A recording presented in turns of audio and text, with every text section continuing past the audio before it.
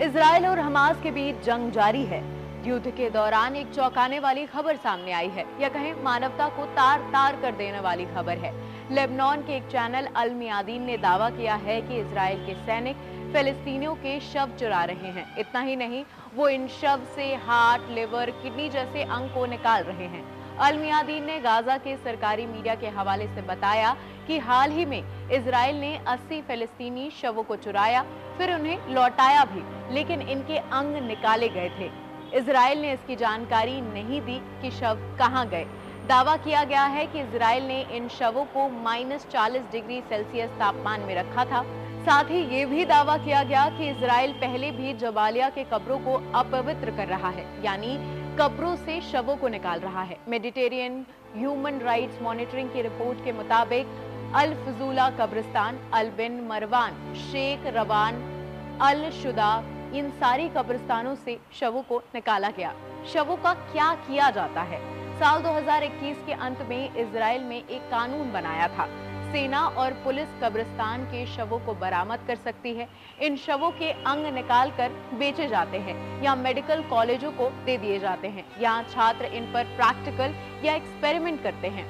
Israeli doctor ने अपनी एक किताब में बताया, यानी ओवर देयर डेड बॉडीज में ये दावा किया गया है कि फिलिस्तीनियों के शव और उनके अंगों का इस्तेमाल कर इजरायली मेडिकल कॉलेजों में आम बात है इनका इस्तेमाल होना। इन्हें इजरायली रोगियों के प्रत्यारोपण के लिए भी इस्तेमाल किया जाता है। आईडीएफ के चीफ लेफ्टिनेंट जनरल हेल्जी ने कहा है कि सेंट्रल और साउथ गाजा में आईडीएफ हमास के खात्मे के काफी करीब है और उत्तरी गाजा में अब ऑपरेशन तेज कर दिया गया है। मंगलवार रात एक प्रेस कॉन्फ्रेंस में आईडीएफ चीफ ने कहा, मैं साफ कर देना चाहता हूं कि जंग अभी कई महीनों चलेगी। मैं अभी गाजा से लौटा हूं। मैंने वहां सैनिकों से मुलाकात की। जिस तरह हमारे सैनिक जंग लड़ रहे हैं, उनसे मैं काफी खुश हूँ। उनके लिए जो टारगेट सेट किए गए थे वो उन्होंने हासिल किए हैं। आईडीएफ नॉर्थ गाजा में हमास के खात्मा करेगी। चीफ ने आगे कहा कि हमने हमास के कई आतंकी और कमांडर को मार गिराया है। इतना ही नहीं, कई ने सरेंडर भी किया है। इसके अलावा सैकड़ों लोगों को हिरासत में लिया गया है। हमारी स्पेशल यूनिट ने गाजा में अंडरग्राउंड इंफ्रास्ट्रक्चर और हथियार तबाह कर दिए हैं।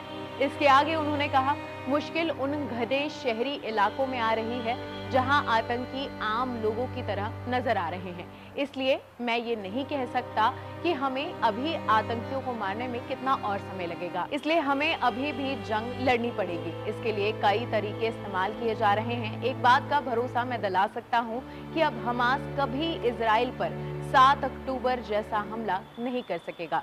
बता दें, हमास ने इजराइल पर 7 अक्टूबर को हमला किया था। उसने इजराइल के खिलाफ अपने ऑपरेशन को अल अक्सा फ्लड नाम दिया था। इसके जवाब में इजरायली सेना ने हमास के खिलाफ सॉलिड्स ऑफ आयरन का ऑपरेशन शुरू किया है। और भी ऐसी खबरों के लिए जुड़े रहें एनबीटी ऑनलाइन के साथ।